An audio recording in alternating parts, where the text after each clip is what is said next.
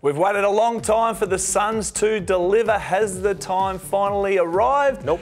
You're kidding. They tackle the Swans at home first up. Who wins this match and why? Now, I'm going to give you a quick stat, Al, before I throw to you. 3 of the last 4 have gone in the Suns' favour. Stewie doing his 6th year, no pressure. Do you go with the Suns?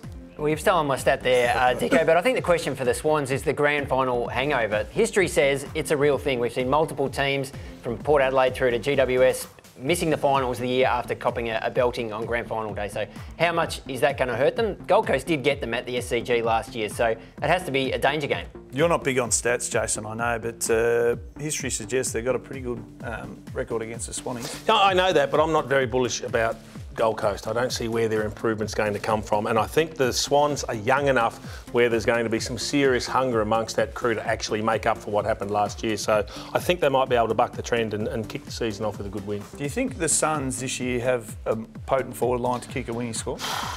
It worries me. We all want to see King back in action, kicking goals and doing those sorts of things, but it's the way they move the ball forward. I'm worried about their small forward presence. That, to me, is the bigger concern. So they've still got a few boxes to tick for me, the Suns. What about through the middle of the ground? Tuke Miller, and we've got Matty Rowell. He's a big question mark this year. Is he going to come on, Al, this year? Well, Noah Anderson, to be honest, I'm sort of dodging your question there, but he's the one I really like. Yep. Tuke is an absolute superstar, one of the best two-way runners in the comp, but he's missed a couple of pre-season games, so maybe a little bit underdone. And Isaac Rankin is actually probably a pretty severe loss for them that maybe been overlooked a little bit.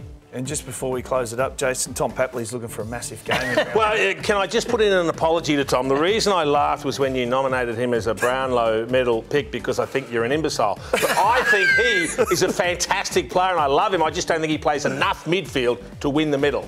There you go. That is the first to actually apologise to you, Tom Papley. But we are all in agreement once again, the Swans to open their account with the win.